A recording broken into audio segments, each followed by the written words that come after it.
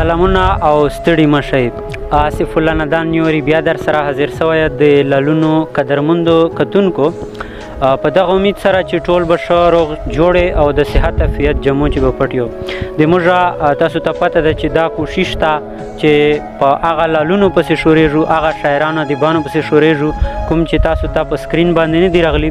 خو نن موږ سره یو داسې شخصیت په پروګرام چې ناسته چې هغه به زه وایي چا نه پټ نه وي. صهیب جنون صاحب څنګ ته راغلي یو، نو وخت به ډېر نه خلو.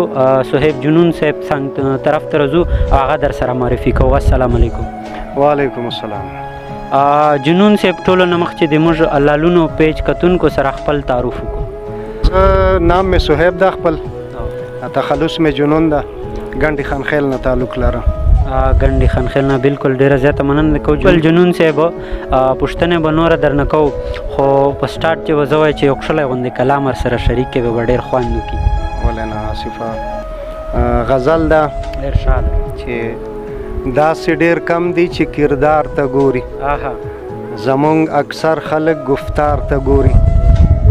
ټول زرداران پکې څیزونه اخلي، خو غریبان صرف بازار ته ګوري. ډېر ښکلی شعر. ټول زرداران پکې څیزونه اخلي، خو غریبان صرف بازار ته ګوري. ځنې مین کړي ترې سرونه قربان، ځنې مین د جانان بار ته ګوري. د یوه سړي چې درته پته نه وي، د یوه سړي چې درته پته نه وي، نو بیا سړی د سړي یار ته ګوري. او جنون په پټو سترګو زړه ورکوي، چیرې سړی سړي معیار ته ګوري. ډېر ښکلی شعر. جنون په پټو سترګو زړه ورکوي، چیرې سړی سړي معیار ته ګوري.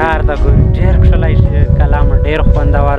بل داسې ښکلی غوندې کلام یو به بل غزل درته ووایم آصفه، چې په قول و فعل کې د تضاد وینم، ځکه خدا نظام برباد وینم.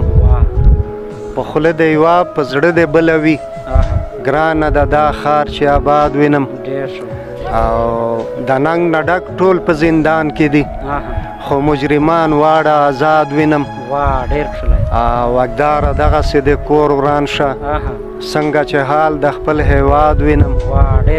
او هر وخت غمجن غمجن ګرځېږې ته، جنونه تا به کله شاد وینم. ما ته حقیقت تا ته سراب ښکاري، ته یې غورځوې ما ته نایاب ښکاري. ته یې لیونی او که دا زه یمه، تا ته لوی ګناه ما ته ثواب ښکاري. څوک به یې ښه څوک به یې بد یادوي، ما ته خو قسم دی لاجواب ښکاري. او ماښام چې راشي او رڼا پټه شي، داسې د په مخ باندې نقاب ښکاري.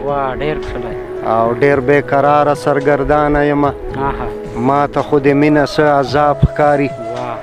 او بېوسي هر سړي په ټنډه ښکاري، دا خو یو جنون دی چې نواب ښکاري. اوس د غمونه که راځي خو ډېر مې نه تنګوي، اوس د غمونه که راځي خو ډېر مې نه تنګوي.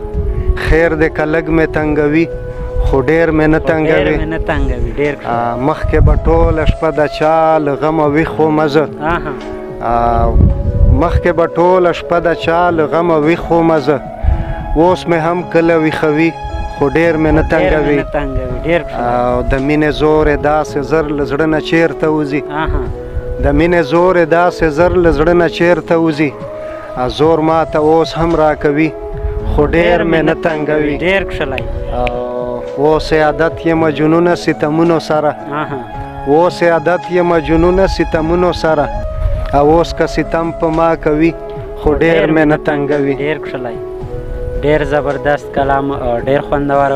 جنون صاحب د تا ډېره زیاته مننه کوو چې په دور قیمتي وخت چې مو موږ ته وخت روبسه او موږ سره مو پروګرام چې نستا وکړو.